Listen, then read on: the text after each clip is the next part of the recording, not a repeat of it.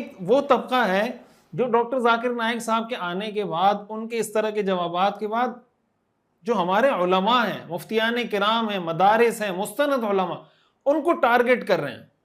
Target کرنے کا مطلب یہ کہ دیکھیں ہمارے مولویوں نے تو سافٹ دین پیش کیا ہے، روشن خیال دین پیش کیا ہے، اور ڈاکٹر ذاکر نائک صاحب نے آ کے سب مولویوں کے چہرے سے نقاب الٹ دیا اور انہوں نے بتایا کہ اصل اسلام کیا ہے اور اصل دین کیا ہے۔ ان کے دماغ میں یہ بات چل رہی ہے کہ جتنی کوئی سخت بات کرے گا، جتنی کوئی کہے گا حرام ہے، ناجائز ہے، بالکل نہیں ہو سکتا، یہ بھی نہیں ہو سکتا، یہ بھی حرام ہے، یہ بھی حرام ہے، وہ اصل دین پیش کر رہا ہے۔ اور اگر کوئی عالم آپ کو کہتا ہے کہ یہ حلال ہے، یہ حرام ہے، یہ کام اس طریقے سے کر لو تو حلال ہے، یہ کام اس طریقے سے کر لو تو حرام ہے، کہتے ہیں یہ جناب انہوں نے دین کا حلیہ بگاڑ دیا، یہ سافٹ دین، اور جناب دین تو ہم بھول بیٹھے تھے، ڈاکٹر ذاکر نائک صاحب نے ہمیں آ کے دین بتایا۔ ایک وہ طبقہ ہے۔ ڈاکٹر ذاکر نائک تو مجھے بعض ساتھی کہتے ہیں بہت بڑا آدمی ہے۔ میں نے کہا کیوں؟ کہتا اس کو لاکھوں لوگ سنتے ہیں، اور سکھ بھی سنتے ہیں، ہندو بھی سنتے ہیں، سکھ بھی سنتے ہیں، بہت بڑا آدمی ہے۔ میں نے کہا بہت بڑا آدمی ہونے کی دلیل کیا ہے؟ سکھ سنتے ہیں، کیا بات ہے؟ بڑا ہونے کی دلیل کیا ہے؟ ہندو سنتے ہیں۔ بھائی تم یہ کہو کہ بڑا آدمی ہے، کیوں؟ اس کو اہل علم سنتے ہیں۔ ہر شخص کی ایک فیلڈ ہوا کرتی ہے، تو میں کیا، بڑے بڑے علماء یہی بتاتے ہیں کہ ڈاکٹر ذاکر نائک کی جو فیلڈ ہے وہ ہے ادیان عالم، ان میں تقابل، بہت سارے دین مذاہب کے بارے میں ان کو بہت زبردست معلومات ہیں اور بے پناہ غیر معمولی حافظہ ہے، تو اس حافظے کی بیس پہ وہ فی البدیہی جواب دیتے ہیں، اس میں ان کی بہت تیاری ہے، تو یہ ان کی فیلڈ ہے، اس میں دنیا ان کی محتاج ہے۔ اس فیلڈ میں اور بھی بہت سے علماء ہیں، لیکن جس طرح سے ڈاکٹر ذاکر نائک نے جدید طریقوں کو استعمال کیا اور بے پناہ حافظے کا استعمال کیا، اس میں میری معلومات کی حد تک ان کی کوئی مثال نہیں ملتی، تو اس میں وہ امام ہے لوگوں کے۔ لیکن بسم اللہ الرحمن الرحیم۔ دوستو، آج پھر ایک نئی جانکاری لے کر حاضر ہوں۔ آج کی جانکاری میں کچھ علماء کی رائے ہم جانیں گے ڈاکٹر ذاکر نائک کے بارے میں۔ ایک ایک کر کے اس ویڈیو میں ہم لوگ جانیں گے اور سنیں گے کہ ڈاکٹر ذاکر نائک کے بارے میں علماء کی کیا رائے ہے، علماء کیا کہتے ہیں۔ چلیے ہم لوگ ایک ایک کر کے ویڈیو دیکھتے ہیں اور سنتے ہیں کہ ڈاکٹر ذاکر نائک کے بارے میں علماء کا کیا خیال ہے، علماء ان کی باتوں سے کتنا اتفاق رکھتے ہیں، ان کی باتوں سے کتنا سہمت ہے۔ چلیے ایک ایک کر کے ویڈیو دیکھتے ہیں اور سنتے ہیں۔ دیکھیے، ڈاکٹر ذاکر نائک کے بارے میں افراط و تفریط ہے۔ کچھ لوگ تو ان کو بہت ہی بڑھا دیتے ہیں کہ کل میرے پاس وراثت کے مسائل کے لیے لوگ آئے تھے، تو میں نے ان کو مسئلہ بتایا، بنوری ٹاؤن کا فتویٰ بھی تھا ان کے پاس، میں نے کہا کہ یہ بھی فتویٰ وہی ہے جو میں بتا رہا ہوں آپ کو۔ تو علماء، میں نے کہا کسی بھی مدرسے سے آپ فتویٰ لیں گے تو جو فتویٰ ساری دنیا کے مدارس کا ہے وہ اس میں ایک ہی ہے۔ تو وہ کہہ رہے ہیں ڈاکٹر ذاکر نائک سے ہم نے سنا ہے، کچھ یوں کہہ رہے تھے، کچھ یوں کہہ رہے تھے۔ تو میں نے ان سے کہا کہ دیکھیں، ڈاکٹر ذاکر نائک سے آپ نے جو سنا ہے، مجھے نہیں پتا وہ آپ سمجھے بھی ہیں کہ نہیں سمجھے، ڈاکٹر ذاکر نائک کا موقف کیا ہے، اور یہ بھی نہیں مجھے پتا کہ وہ اس بارے میں صحیح کہہ رہے تھے، غلط کہہ رہے تھے، لیکن ہر شخص کی ایک فیلڈ ہوا کرتی ہے۔ تو میں کیا، بڑے بڑے علماء یہی بتاتے ہیں کہ ڈاکٹر ذاکر نائک کی جو فیلڈ ہے وہ ہے ادیان عالم، ان میں تقابل، بہت سارے دین مذاہب کے بارے میں ان کو بہت زبردست معلومات ہیں اور بے پناہ غیر معمولی حافظہ ہے، تو اس حافظے کی بیس پہ وہ فی البدیہی جواب دیتے ہیں، اس میں ان کی بہت تیاری ہے، تو یہ ان کی فیلڈ ہے، اس میں دنیا ان کی محتاج ہے۔ اس فیلڈ میں اور بھی بہت سے علماء ہیں، لیکن جس طرح سے ڈاکٹر ذاکر نائک نے جدید طریقوں کو استعمال کیا اور بے پناہ حافظے کا استعمال کیا، اس میں میری معلومات کی حد تک ان کی کوئی مثال نہیں ملتی، تو اس میں وہ امام ہے لوگوں کے۔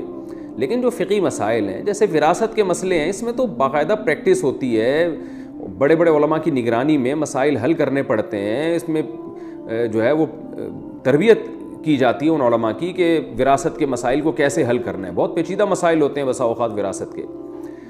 تو یہ وہ طبقہ ہے جو جنہوں نے جناب محترم ڈاکٹر ذاکر نائک کو اتنا بڑھا دیا کہ وہ مسائل بھی اب انہی سے پوچھنا شروع کر دیے ہیں، اور ایک طبقہ وہ ہے جو ان پہ بلا وجہ تنقیدیں کرتا رہتا ہے، اور تنقیدیں ایسی کہ الامان والحفیظ۔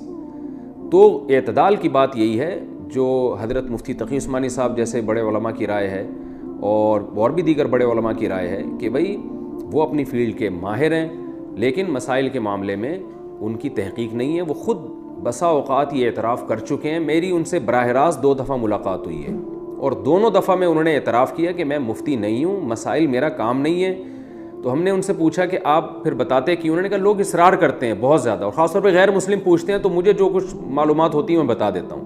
اور انہوں نے یہ بھی بتایا کہ مسائل کے معاملے میں میری آراء میں رجوع بھی بہت ہوا ہے, تبدیل بھی بہت ہوئی ہے, کہ پہلے مجھے کچھ مسائل تھے جن کی پوری تحقیق نہیں تھی, میں نے بتا دیا, لیکن پھر مجھے احساس ہوا, جس میں انہوں نے 3 طلاق کے مسئلے کے بارے میں بتایا کہ پہلے میری رائے یہ تھی کہ 3 طلاقیں ایک ہوتی ہیں, تو میں برملا بتاتا تھا. بعد میں اور ریسرچ کی تو پتہ چلا کہ نہیں, بھی ایک اس کے مقابلے میں ایک دوسری بھی بہت مضبوط رائے موجود ہے. تو میں نے پھر ان سے کہا کہ آپ مزید مطالعہ کریں گے تو اور اس میں آپ آگے بڑھیں گے. تو خیر میری کیا اوقات ان کے سامنے, یعنی جو جس فیلڈ میں وہ چل رہے ہیں تو اس میں میری کوئی اوقات نہیں ہے. لیکن یہ کہ مسائل کے معاملے میں مفتیان کرام, اور میں کہتا ہوں ہر وہ شخص نہیں جس کے نام کے ساتھ مفتی لگا ہوا ہے, بلکہ کسی ریلائبل ادارہ اس کی کوئی ریلائبل ادارہ اس کی ذمہ داری لیتا ہو, باقاعدہ وہ کسی مضبوط ادارے میں دارالافتاء میں بیٹھتے ہیں, علماء کی نگرانی میں یہ کام سیکھا ہو, ورنہ آج پتھر اٹھاؤ مفتی نکل رہا ہے نیچے سے. ہر پاگل سے پاگل نے اپنے نام کے ساتھ مفتی لگایا ہوا ہے, اور کوئی ہمارے ہاں پاکستان میں تو کوئی معیار ہی نہیں ہے نا کہ جس کو چاہو مفتی لگا کے. مفتی عبدالقوی کا کیسا اسکینڈل چلا ہے, لوگ مجھے کہنے لگے مفتی عبدالقوی نے یہ کیا. میں نے کہا پہلے یہ تو ثابت کرو کہ یہ مفتی بھی ہیں کہ نہیں ہیں. تو جس کے نام کے ساتھ چاہو مفتی لگا دو, اتنا سستا لفظ ہو گیا ہے ہمارے معاشرے میں, اور پتھر اٹھاؤ تو نیچے سے مفتی نکلتا ہے. عامل مفتی بنے ہوئے ہیں, روحانی عامل جو جن چڑیل بھوت بھگا رہے ہیں وہ مفتی بنے ہوئے ہیں. تو جن چڑیل بھوت بھگانے والے کا تو مفتی سے کوئی تعلق ہی نہیں ہوتا, تو وہ اپنے نام, روحانی ٹوپی ڈرامے جو ہیں وہ اپنے نام کے ساتھ مفتی لگا رہے ہیں. تو باقاعدہ جو بڑے بڑے دینی ادارے ہیں ان اداروں میں, چاہے وہ عرب میں ہوں چاہے وہ پاکستان میں ہوں بر صغیر میں ہوں, اس ادارے کا منجھا ہوا کوئی آدمی ہونا چاہیے جس نے باقاعدہ پراپر طریقے سے یہ کام کیا ہو, اہل افتاء کی نگرانی میں فتویٰ سیکھا ہو, تحقیق کرنا جانتا ہو, اس فیلڈ میں ماہر ہو. صبح و شام لوگوں کے روزمرہ مسائل آ رہے ہیں اس کے پاس, ان پہ ریسرچ کر رہا ہو. اس میں بہت کھوپڑی لگتی ہے, دماغ لگتا ہے, اتنا آسان نہیں ہے یہ. تو میں نے جب زندگی میں پہلا فتویٰ لکھا تھا نا, تو مجھے اندازہ ہو گیا تھا یہ کتنا مشکل کام ہے فتویٰ لکھنا, کتنا مشکل کام ہے. تو اور علماء کی نگرانی میں بیٹھ کے لکھنا, عوام کو تو بیوقوف بنانا بہت آسان ہوتا ہے, کوئی بھی حدیث کا ریفرنس رٹا لگا کے آپ پبلک کے سامنے رکھ دیں تو لوگ بیوقوف بن جاتے ہیں. تبھی آپ دیکھ لیں مارکیٹ میں نئے نئے لوگ آئے ہوئے ہیں جو پراپر عالم نہیں ہے لیکن مفتی بنے ہوئے ہیں, حالانکہ مفتی تو عالم کے بعد بنتا ہے. تو ایسے لوگ آئے ہوئے ہیں جو عالم ہی نہیں ہے لیکن ڈائریکٹ, یعنی ایک ایسا شخص ہے جس نے MBBS تو کیا نہیں ہے لیکن وہ گردوں کا اسپیشلسٹ بن گیا. تو گردوں کا اسپیشلسٹ, کڈنی اسپیشلسٹ تو بہت بعد میں جا کے بنے گا, پہلے تو سادہ ڈاکٹر تو بنے گا نا وہ. تو اب ایسے مفتی مارکیٹ میں آ رہے ہیں, محقق آ رہے ہیں مارکیٹ میں کہ وہ پراپر عالم ہی نہیں بنے, عربی گرامر تک نہیں آتی ان کو, عربی عبارات تک نہیں پڑھ سکتے, اور وہ جناب مفتی بنے ہوئے ہیں. تو یہ قیامت کی علامات ہیں. نبی صلی اللہ علیہ وسلم نے فرمایا قرب قیامت میں علماء اٹھا لیے جائیں گے اور لوگ جاہلوں کو اپنا سردار بنا لیں گے. تو اس لیے مسائل کا جو علم ہے نا, یہ بہت نازک پیچیدہ علم ہے. اس میں باقاعدہ پراپر مفتیان کرام سے رجوع کیا جائے گا, ان سے رابطہ کیا جائے گا. تو ڈاکٹر ذاکر نائک جو ہے اہل حق علماء میں سے ہیں, اہل سنت والجماعت میں سے ہیں. ہم ان سے ملے ہیں, میں کیا بڑے بڑے علماء ان سے ملے ہیں, جو ان سے ملتا ہے ان کی تعریفیں کرتا ہے کہ اللہ نے ان کو بہت تواضع دی ہے. ان میں بڑی اچھی بات یہ ہے کہ ان کو اگر بتایا جائے کہ آپ سے یہ مسٹیک ہوئی ہے تو فوراً رجوع کرتے ہیں وہ, اور سنت کے پابند ہیں, تہجد کے پابند ہیں, دعاؤں کے پابند ہیں, معمولات کے پابند ہیں. تو اللہ تعالیٰ نے ان کو ان صفات سے نوازا ہے. اللہ تعالیٰ ان کی عمر میں خوب خوب برکت عطا فرمائے, اور جو پابندیاں دنیا میں ان پہ لگی ہوئی ہیں اللہ تعالیٰ وہ پابندیاں ان سے دور فرمائے. اور یہی ہماری رائے ہے. ان کے عقائد میں اور اہل سنت والجماعت کے عقائد میں کوئی فرق نہیں ہے. جو عقیدہ طحاویہ میں عقائد لکھے ہوئے ہیں اسی عقائد کے حامل ہیں وہ. یہ بات بہت سے علماء ان سے براہ راست پوچھ چکے ہیں, میں بھی پوچھ چکا ہوں. تو وہ یہی بتاتے ہیں کہ کوئی ان کے وہ حنفیہ, شافعیہ, مالکیہ, حنبلیہ, ان چاروں مکاتب فکر کو اہل سنت والجماعت میں داخل سمجھتے ہیں. اور کوئی اگر فقہ حنفی کو فالو کرتا ہے یا فقہ شافعی کو فالو کرتا ہے اس کو برا نہیں سمجھتے. بلکہ جب میری ان سے براہ راست بات ہوئی تھی تو انہوں نے خود بتایا تھا کہ پوری دنیا میں ان کی ریسرچ کے مطابق سب سے زیادہ فقہ حنفی کو فالو کیا جاتا ہے. 50% لوگ ہیں جو فقہ حنفی کو فالو کر رہے ہیں اسلام میں, مسلمانوں میں. اور انہوں نے بتایا کہ 30% لوگ فقہ شافعی کو فالو کرتے ہیں, 17% فقہ مالکی کو, 2% لوگ فقہ حنبلی کو, اور 1% لوگ ایسے ہیں جو ان چاروں میں سے کسی فقہ کو فالو نہیں کرتے. تو ان کا موقف اہل سنت والجماعت کے بارے میں بہت اچھا ہے. جس طرح ان کے بارے میں یہ الزامات لگتے ہیں کہ وہ بالکل ہی چاروں مکاتب فکر کو غلط سمجھتے ہیں, ایسا کچھ بھی نہیں ہے. وہ بہت معتدل قسم کے ایک عالم ہیں. عقائد میں وہی عقائد ہیں ان کے جو اہل سنت والجماعت کے عقائد ہیں. باقی غلطی انسان سے ہوتی ہے، ہم سے بھی ہو سکتی ہے، مسائل بتانے میں ان سے بھی ہو سکتی ہے، تو ان غلطیوں کی بیس پر کسی کو گمراہی کا فتویٰ نہیں لگایا جا سکتا، بلکہ یہ کہا جائے گا کہ بھئی یہ اس معاملے میں ان سے یہ خطا ہوئی ہے اور اس کی دلیل یہ ہے، جیسے کہ علماء کا ایک بات کرنے کا طریقہ ہو۔ ڈاکٹر ذاکر نائک تو مجھے بات ساتھی کہتے ہیں بہت بڑا آدمی ہے۔ میں نے کہا کیوں؟ کہتا ہے اس کو لاکھوں لوگ سنتے ہیں، اور سکھ بھی سنتے ہیں، ہندو بھی سنتے ہیں، سکھ بھی سنتے ہیں، بہت بڑا آدمی ہے۔ میں نے کہا بہت بڑا آدمی ہونے کی دلیل کیا ہے؟ سکھ سنتے ہیں، کیا بات ہے؟ بڑا ہونے کی دلیل کیا ہے؟ ہندو سنتے ہیں۔ بھائی تم یہ کہو کہ بڑا آدمی ہے، کیوں؟ اس کو اہل علم سنتے ہیں۔ کسی آدمی کا اہل علم ہونا مسلم تب ہوتا ہے اس کو اہل علم سنیں۔ حکیم الامت مولانا اشرف علی تھانوی رحمہ اللہ فرماتے تھے، حضرت کے دور کی بات، آج کا دور کتنا گر چکا ہے، فرمایا ہمارے ان لوگوں سے تو وہ نائی کی عورت ہی بہتر ہے، اس نائی کی عورت بہتر ہے کہ جس نائی نے بادشاہ سلامت رات کو سفر سے واپس تشریف لائے اور صبح ایک نائی نے ان کی سونے کی حالت میں حجامت کی، بادشاہ کو پتہ ہی نہیں چلا کہ میرا کسی نے خط کر دیا ہے، ایسے فن دکھایا۔ بادشاہ اٹھے، آئینے میں اپنا چہرہ دیکھا اور دیکھا کہ کسی نے حجامت کی ہے اور بادشاہ کو پتہ ہی نہیں چلا۔ تو بادشاہ نے کہا یہ کس نے کی ہے؟ کہا جی فلاں بندے نے۔ کہا اس کو لاؤ، ہم اس کو لقب بھی دیں گے اور انعام نقد بھی دیں گے۔ اس کو شاہی دربار سجا کے لایا گیا تو بادشاہ نے انعام نقد بھی دیا اور اس کو استاذ کا لقب بھی دیا، بھئی یہ استاذ ہے، شاہی خطاب دیا کہ یہ استاذ ہے۔ گاؤں میں جب خبر پہنچی تو گاؤں کی عورتیں اس نائی کی بیوی کے پاس آئیں مبارکباد دینے کے لیے۔ کسی نے کوئی گڑ لائی، کوئی شکر لائی، کوئی چینی لائی، کوئی مٹھائی لائی، مبارک ہو۔ اس نے کہا کس بات کی مبارک؟ یا تمہارے شوہر کو اس بادشاہ نے استاذ کا لقب دیا ہے۔ اس نائی کی عورت نے کہا مجھے مبارکباد مت دو، مجھے مبارکباد تب دینا جب 4 نائی مل کر میرے خامد کو استاذ کا لقب دیں۔ بادشاہ کو کیا پتہ کہ نائی کیا ہوتا ہے، اس کو کیا پتہ؟ تو بادشاہ کے لقب دینا یہ میرا کوئی اعزاز نہیں ہے، میرا اعزاز تب ہے کہ حجامت کے فن والے 4 بندے میرے شوہر کو استاذ مانے، پھر آ کر مجھے مبارک دینا۔ حضرت فرماتے وہ عورت اتنی بات سمجھتی تھی جتنی آج ہمارے مرد بھی نہیں سمجھتے۔ لوگ کہتے ہیں ذاکر نائک بہت بڑا صاحب علم ہے، کیوں؟ اس کو داڑھی منڈے سنتے ہیں۔ بہت بڑا صاحب علم ہے، کیوں؟ اس کو ہندو سنتے ہیں۔ بہت بڑا اس کے پاس علم ہے، کیوں؟ اس کو سکھ سنتے ہیں۔ میں نے کہا بھی تم کو بہت بڑا آدمی ہے، کیوں؟ اس کو اہل علم سنتے ہیں۔ پھر تو سمجھ آئے تو اہل علم میں سے بڑا اسے شمار کریں گے کہ اہل علم جسے کہ اس کا یہ عالم ہے، علماء اس کو سنیں۔ ایک وہ طبقہ ہے جو ڈاکٹر ذاکر نائک صاحب کے آنے کے بعد، ان کے اس طرح کے جوابات کے بعد، جو ہمارے علماء ہیں، مفتیان کرام ہیں، مدارس ہیں، مستند علماء، ان کو ٹارگٹ کر رہے ہیں۔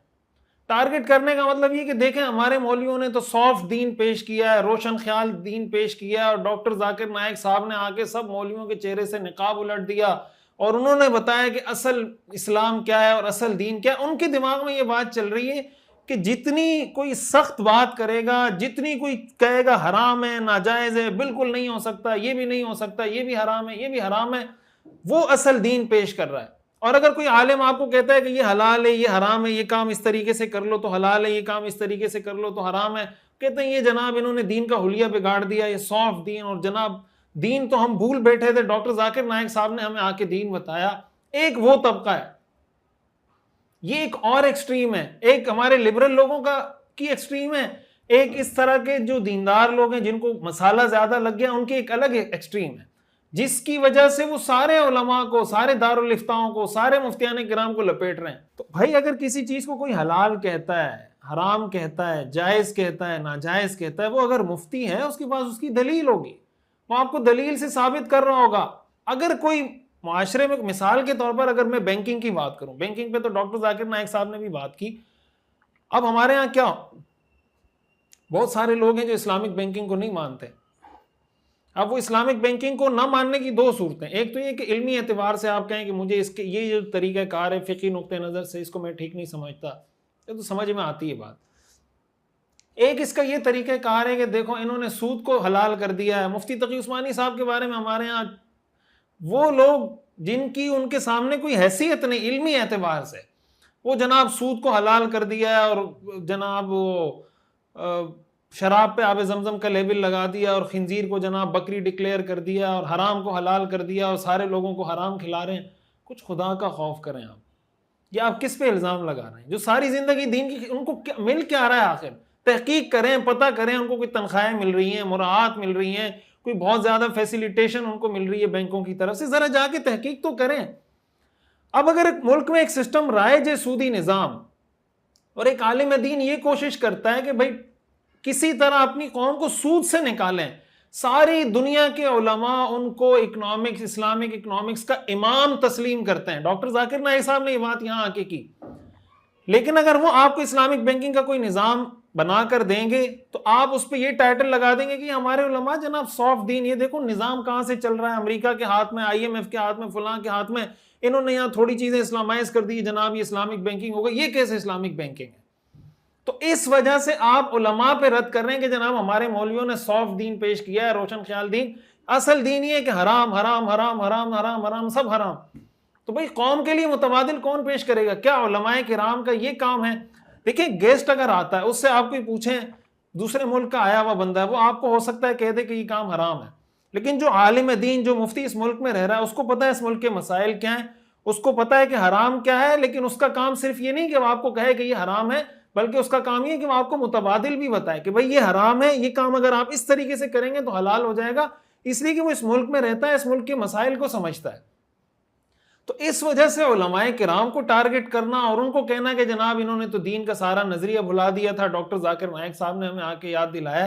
یہ بات اگر آپ ڈاکٹر ذاکر نائک سے پوچھیں, ڈاکٹر ذاکر نائک صاحب سے, یہ جو ایکسٹریم پہ پہنچے ہوئے لوگ ہیں, وہ لوگ ذرا یہی سوال ڈاکٹر ذاکر نائک سے پوچھیں کہ ہمارے سارے مولوی ایسے تھے اور آپ ایک دنیا میں ایسے شخص ہیں جنہوں نے ہمیں آ کے سب کچھ سکھایا. تو جو ان کا جواب ہوگا پھر وہ جواب بھی سن لیجئے گا, پھر مجھے بھی بتا دیجئے گا. اور آخری بات جو اس سلسلے میں عرض کرنا چاہتا ہوں کہ ڈاکٹر ذاکر نائک صاحب سے, جسے میں نے بتایا کہ اختلاف کرنے والے, ان پر اعتراض کرنے والے مختلف طرح کے لوگ ہیں, ان سے علمی اختلاف علماء کرام نے بھی کیا ہے, ان سے علمی اختلاف مفتیان کرام نے بھی کیا ہے. مثال کے طور پر بچیوں کو شیلڈ دینا جائز ہے یا جائز نہیں ہے؟ اگر یہ سوال آپ کسی دارالافتاء سے کریں گے, ممکن ہے کہ کسی دارالافتاء سے کچھ شرائط کے ساتھ آپ کو جواز کا فتویٰ مل جائے کہ اگر ان شرائط کا لحاظ کیا جائے تو شیلڈ دی جا سکتی ہے. لیکن اگر کوئی دارالافتاء سے آپ کو یہ فتویٰ دیتا ہے تو اب آپ اس کو ڈاکٹر ذاکر نائک صاحب کے فتوے سے کمپیئر کر کے یہ کہیں کہ چونکہ اس نے حرام کہا تھا, انہوں نے حلال کہا ہے, اس کا مطلب جنہوں نے حلال کہا یہ 2 نمبر ہیں, جس نے حرام کہا وہ 1 نمبر ہے. تو آپ کے نزدیک 1 نمبر ہونے کا معیار یہ ہے کہ ہر کام کو حرام قرار دے دیا جائے, اور 2 نمبر ہونے کا معیار یہ ہے کہ کوئی اگر کہیں پر کہہ دے کہ یہ کام حلال ہے وہ 2 نمبر. یہ جو طرز عمل ہے کوئی علمی طرز عمل نہیں ہے, کوئی تحقیقی, کوئی ریسرچ بیسڈ بات نہیں ہے. تو ان سے اگر کوئی علمی اختلاف کیا جا رہا ہے, ان کو بتایا جا رہا ہے کہ یہ چیز اگر اس طریقے سے کی جائے اور آپ اس انداز سے علمی اختلاف کر کے دلائل سے بتا دیں, اس میں کوئی حرج کی بات نہیں, اختلاف کیا جا سکتا ہے. لیکن کسی کی ذات پہ کیچڑ اچھالنا اور اس طریقے سے کسی کو سرے بازار کوشش کرنا کہ سوشل میڈیا پر, فیس بک پر. ایک اور چیز جو ہمارے معاشرے کی بڑی واضح ہوئی, یہ جو ڈاکٹر ذاکر نائک صاحب کے آنے سے یہ چیزیں جو واضح ہوئی, میں جو کلپ ریکارڈ کروا رہا ہوں, مقصد یہ کہ ہم ان چیزوں کی اصلاح کی طرف آئیں. اس ویڈیو میں آپ نے دیکھا اور سنا کہ علماء کی کیا رائے ہے, آپ لوگوں کی کیا رائے ہے ڈاکٹر ذاکر نائک کے بارے میں کمنٹ باکس میں ضرور بتائیں. یوٹیوب پر دیکھ رہے ہیں تو سبسکرائب کریں, فیس بک پر دیکھ رہے ہیں تو فالو کریں. جب تک ملتے ہیں ایک اور ویڈیو میں, اللہ حافظ, فی امان اللہ.